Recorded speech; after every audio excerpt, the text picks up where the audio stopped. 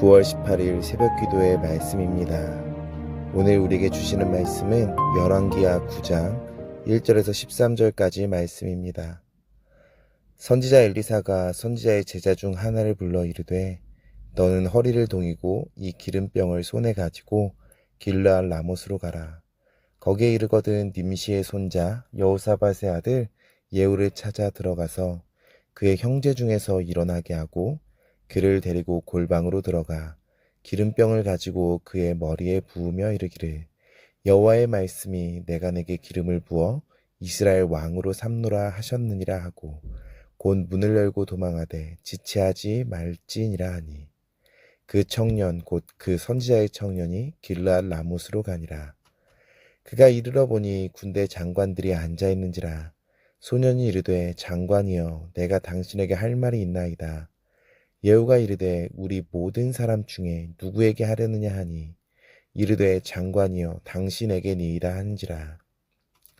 예후가 일어나 집으로 들어가니 청년이 그의 머리에 기름을 부으며 그에게 이르되 이스라엘 하나님 여호와의 말씀이 내가 내게 기름을 부어 여호와의 백성 곧 이스라엘의 왕으로 삼노니 너는 내 주 아합의 집을 치라. 내가 나의 종 곧 선지자들의 피와 여호와의 종들의 피를 이세벨에게 갚아주리라. 아합의 온 집이 멸망하리니 이스라엘 중에 매인자나 노인자나 아합에게 속한 모든 남자는 내가 다 멸절하되 아합의 집을 느밧의 아들 여로보암의 집과 같게 하며 또 아히야의 아들 바하사의 집과 같게 할지라. 이스라엘 지방에서 개들이 이세벨을 먹으리니 그를 장사할 사람이 없으리라 하셨느니라 하고 곧 문을 열고 도망하니라. 예후가 나와서 그의 주인의 신복들에게 이르니 한 사람이 그에게 묻되 평안하냐 그 미친 자가 무슨 까닭으로 그대에게 왔더냐 대답하되 그대들이 그 사람과 그가 말한 것을 알리라 하더라. 무리가 이르되 당치 아니한 말이라. 청하건대 그대는 우리에게 이르라 하니 대답하되 그가 이리 내게 말하여 이르기를 여호와의 말씀이 내가 내게 기름을 부어 이스라엘 왕으로 삼는다 하셨다 하더라 하는지라. 무리가 각각 자기의 옷을 급히 가져다가 섬돌 위 곧 예후의 밑에 깔고 나팔을 불며 이르되 예후는 왕이라 하니라. 아멘. 할렐루야. 타지에서 추석 명절은 잘 보내셨습니까? 외국에 있으니 명절 느낌이 잘 나지 않아서 참 아쉬운 것 같습니다. 그럼에도 가족들과 함께 행복한 추석 명절을 보내시는 우리 성도님들 되어주시기를 간절히 소망합니다. 오늘은 예후가 왕이 되고 북이스라엘에서 가장 부패했던 오므리 왕조의 끝에 대한 이야기입니다. 아람과의 긴 전쟁과 가뭄으로 북이스라엘은 굉장히 황폐해졌습니다. 거기에 신흥 세력인 아수르까지 등장하니 북이스라엘은 굉장히 어려운 상황입니다. 이런 어려운 상황 속에서 예후가 반란을 일으키고 이제 왕이 되려 하고 있습니다. 오늘 13절을 보면 많은 사람들이 이것을 기다렸던 것 같습니다. 많은 장군들이 나와 겉옷을 깔고 충성을 맹세하는 것을 보게 됩니다. 지금 왕이었던 요람은 많은 사람들의 지지를 받을 수 없었던 것으로 보입니다. 오늘 왜 그럴 수밖에 없었는지 잠깐 보면요. 이런 내용입니다. 이제 오므리 왕조의 끝이 오고 있는데요. 오므리 왕조의 가장 악한 왕, 우리가 잘 아는 아합 왕이지요. 아합 가문이 추구했던 것이 무엇입니까? 바알을 숭배하는 것입니다.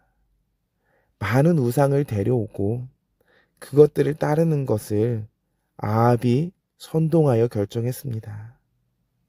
그런데 어떤 일이 있었는지 우리가 너무 잘 아는 사건이 있지요. 엘리야와 바알 선지자들과의 대결입니다. 어떤 신이 참 신이냐라는 대결 속에서 엘리야가 승리를 했던 것을 많은 사람들이 보았습니다. 사람들은 보았죠. 지금 섬겨야 하는 신이 누구인가? 우리가 지금 따르고 있는 바알과 아세라가 아니라 살아계신 하나님, 그분을 믿어야 하는구나. 그것들을 깨닫는 겁니다.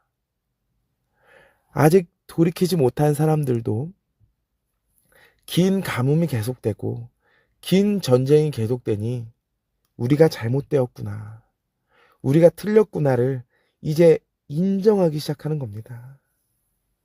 그러니 이제 더 이상 아합의 가문을 따를 수가 없는 것이지요. 이런 어떤 어려움 속에서 이제 예후가 반란을 일으키니 그 반란이 너무 쉬운 것입니다. 그런데 오늘 이 반란은 예후가 결정했고 예후가 일으킨 것은 아닙니다. 오늘 1절을 보면 이렇게 말합니다. 선지자 엘리사가 선지자의 제자 중 하나를 불러 이르되 너는 허리를 동이고 이 기름병을 손에 가지고 길르앗 라못으로 가라. 오늘 하나님께서 엘리사를 통하여 예후를 데리고 그 예후에게 기름 붓는 장면이 나옵니다. 하나님께서 그 예후를 직접 왕으로 세우시겠다고 결정하신 것이고 오늘 그로 인하여서 예후를 통한 반역이 일어나게 되는 것입니다. 오늘 이 예후가 왕이 될 것이다 라는 것은요, 이미 엘리야를 통해서 10여 년 전에 예언되어 있었던 말씀입니다. 오늘 그 예언이 이제 와서 이루어지고 있는 것입니다. 오늘 7절을 보면 이렇게 말합니다. 너는 내 주 아합의 집을 치라. 내가 나의 종 곧 선지자들의 피와 여호와의 종들의 피를 이세벨에게 갚아주리라. 하나님께서 엘리야를 통하여서 약속하신 것들을 완전히 이루셨습니다. 하나님의 때가 되면요, 하나님은 약속하신 대로 이루시는 분이십니다. 우리는 이분을 끝까지 신뢰해야 합니다. 우리에게 있어서 하나님의 일하심이 잘 보이지 않을지라도 우리는 하나님께 계속해서 신뢰를 두는 것입니다. 오늘 북이스라엘이요, 엄청난 가뭄이 일어났습니다. 인신 제사를 드려야 할 정도로 부패했고 자신의 자녀를 팔아야 될 정도로 먹을 것이 없었습니다. 그런 상황 속에서 바알을 믿는 것도 어렵지만 그 어떤 하나님을 믿는 것도 어렵습니다. 그런데 하나님은 보이십니다. 약속하신 대로 이루시는 분임을요, 끝까지 나에게 신뢰를 둬야 함을 말씀하고 있습니다. 우리에게 어떤 어려움이 찾아와도 우리는 끝까지 하나님을 바라볼 수 있어야 합니다. 우리에게 희망은 주님밖에 없습니다. 결국 요람 왕은 죽고 예후는 왕이 될 것입니다. 오늘 심판 가운데요, 하나님께서 말씀하시는 것이 있는데 바하사의 집과 같게 하신다라고 말합니다.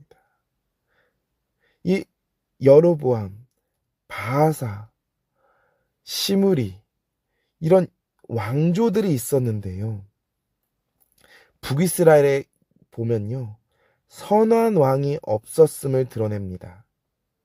그리고 하나님은 그들을 멸절시키겠다라고 선포하십니다. 하나님께서 이 여로보암으로부터 지금까지 이어지는 이들에 대한 평가가 선하지 않다라고 평가하시는데요, 그들을 심판하시겠다라고 평가하시는데요, 그 이유가 무엇입니까? 이 여로보암 때부터 첫 단추를 잘못 깨었는데요, 이들이요, 베델과 단이라는 곳에 금송아지를 만들었습니다. 그리고 이것을 하나님이라고 했습니다. 근데 그 이후의 왕들이요, 이것을 없애지 못하고 그대로 따랐다라고 말합니다. 여기에 아합 왕조는 바알 우상까지 더하게 되었지요. 이 북이스라엘의 부패함입니다. 왜 우상을 만들었고 왜 그 우상에 집착했습니까? 이들이요, 금송아지를 만든 이유는 이것입니다. 유대인들은요, 하나님의 선택받은 그 이스라엘 백성들은요, 1년에 3번씩 예루살렘에 가서 예배를 드려야 했습니다. 그 절기를 지키기 위해서요. 절기 때마다 예루살렘 성전에 가야 되는데요, 북이스라엘 사람들도 가야 되는 것입니다. 이 여로보암 때 남유다와 북이스라엘로 나뉘어졌는데 북이스라엘 사람들이 계속해서 남유다를 1년에 3번씩 내려가면요, 이 왕들에게 있어서는 불안감이 있는 겁니다. 혹시라도 그들이 다시 한번 남유다로 돌아갈까봐, 그래서 북이스라엘이 존속되어지는 것에 위기가 올까봐 그들이 베델과 단에 금송아지를 만들고, 이것이 하나님이니 너희들은 예루살렘에 갈 필요가 없다. 여기서 이 금송아지를 보면서 너희들은 하나님을 믿고 예배하면 된다라고 이야기한 것입니다. 근데 이것을요, 후대의 왕들도 바꾸지 못했다라는 겁니다. 왜냐?